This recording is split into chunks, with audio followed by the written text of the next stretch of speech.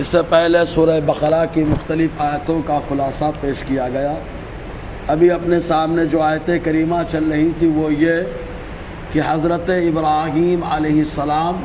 خانہ کعبہ کی تعمیر سے فارغ ہونے کے بعد حضور صلی اللہ علیہ وسلم کی آمد کے تعلق سے دعا مانگنے لگے، اور آپ کے بیٹے حضرت اسماعیل علیہ السلام آمین کہہ رہے تھے۔ چنانچہ حضرت ابراہیم علیہ السلام نے جو حضور کے اندر خوبی چاہی تو ان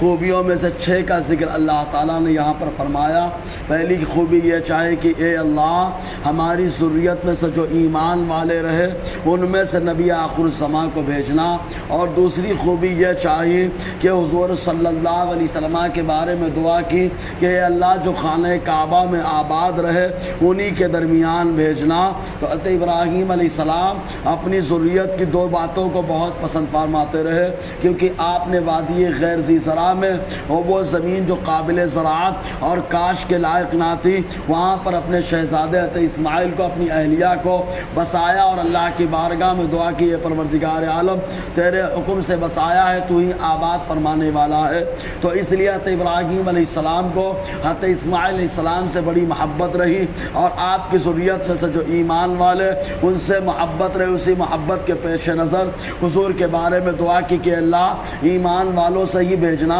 اور دوسری خوبی ہے کہ مکہ والوں میں سے ہو، اور تیسری خوبی ہے پروردگار انہیں کتاب دے دینا، اور وہ کتاب لائے تو لوگوں کے سامنے پڑھ کر کے سنائے۔ یہی وجہ ہے کہ حضور صلی اللہ علیہ وسلم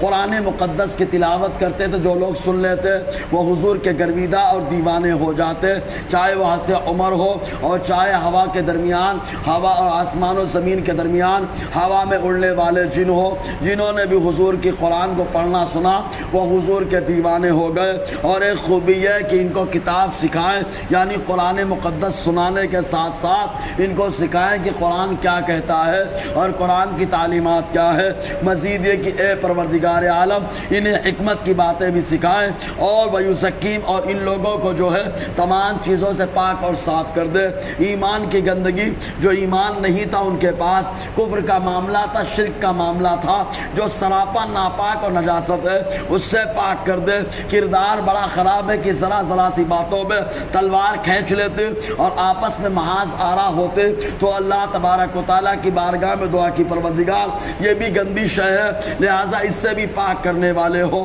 اور مزید یہ کہ اخلاقی اعتبار سے بھی بہت گرے ہوئے، اور جو ہے برائیوں کو عام کرنے میں بڑے آگے، اور محفلوں میں بیٹھ کر ہر کوئی اپنی برائی کی ڈینگ مارتا، تو ان برائیوں سے انہیں پاک اور صاف فرما دے۔ رب کی بارگاہ میں دعا کرتے ہیں ربنا اے ہمارے پروردگار وبعث بھیج دے فیہم ان لوگوں کے اندر، یعنی مکے والوں کے اندر، رسولا منہم انہی میں سے ایک پیغمبر کو، فیہم یعنی ربنا اے ہمارے پروردگار وبعث بھیج دے فیہم ان لوگوں میں یعنی ایمان والوں میں، رسولا منہم ایمان والوں میں سے ایک پیغمبر کو۔ رسول اور نبی میں ذرا سا فرق ہوتا ہے، نبی ہمیشہ انسانوں میں ہوتے ہیں، کوئی نبی کبھی نہ مرد ہوا، نہ کوئی عورت نبی ہوئی، اور نہ کوئی جن نبی ہوا، نہ کوئی فرشتہ نبی ہوا۔ نبی جو بھی وہ انسانوں میں ہوئے، اور اللہ تعالیٰ نے مردوں کو نبوت سے نوازا ہے، اور رسولوں کا معاملہ ایسا ہے کہ اللہ تبارک و تعالیٰ جیسے انسانوں میں رسول پیدا فرماتا ہے، اسی انداز میں اللہ تعالیٰ فرشتوں کی جماعت میں بھی اس نے رسول کو پیدا فرمایا۔ جیسے حضرت جبرائیل کو رسول ملائکہ کہا جاتا ہے، میکائیل کو رسول ملائکہ کہا جاتا ہے۔ بہرکیف تو اللہ تعالیٰ فرماتا ہے محبوب کے بارے میں حضرت ابراہیم کہتے ہیں ایک رسول کو بھیج دے، یتلو علیہم جو تلاوت کرے ان کے سامنے، آیاتکا اے پروردگار تیری آیتوں کی، یعنی کتاب بھی دینا تاکہ ان کتاب کی آیتوں کی تلاوت کرے، ویعلمہم الکتابہ اور خالی تلاوت ہی نہیں بلکہ ان کتاب کو بھی سکھائیں۔ یہی وجہ کہ حضور صلی اللہ علیہ وسلم کو اللہ تعالیٰ نے سارے جہان کا معلم بنایا۔ خود حدیث پاک میں آیا کہ مسجد نبوی میں 2 گروہ لگا ہوا ہے، ایک گروہ نماز پڑھ رہا تھا اور ایک گروہ بیٹھ کر کے آپس میں ایک دوسرے کو سکھا رہا تھا۔ حضور صلی اللہ علیہ وسلم نے فرمایا دونوں گروہ اچھے ہیں، لیکن جو لوگ سیکھ رہے تھے سکھا رہے تھے ان کے بیچ میں جا کر کے بیٹھ گئے۔ تو صحابہ نے عرض کیا اللہ کے نبی صلی اللہ علیہ وسلم جب دونوں گروہ اچھے ہیں تو آپ اس میں بیٹھے، اس کی وجہ کیا ہے؟ حضور نے ارشاد فرمایا اس لیے کہ یہ لوگ ایک دوسرے کو سکھا رہے ہیں اور اللہ تعالیٰ نے مجھے سارے جہان کا معلم اور استاذ اور سکھانے والا بنا کر کے بھیجا۔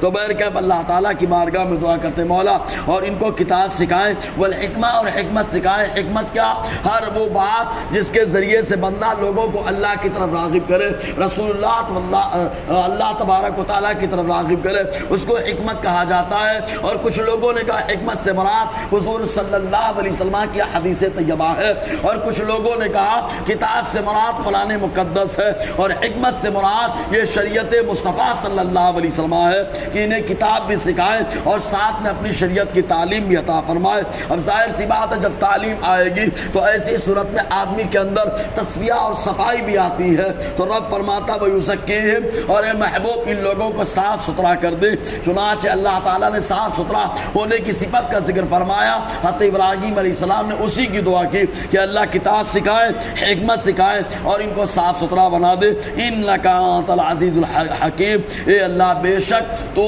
ہی غالب اور حکمت والا ہے، تو ہی سب کچھ جاننے والا ہے، تو جسے چاہے غلبہ عطا فرمائے، جو چاہے وہ عطا فرمائے، تیرے ہر کام میں حکمت ہوتی ہے انشاءاللہ۔ اور آگے گفتگو رہے گی۔ اللہ تعالی ہم سب کو فیضان قرآن برکات قرآن سے مالا مال فرمائے۔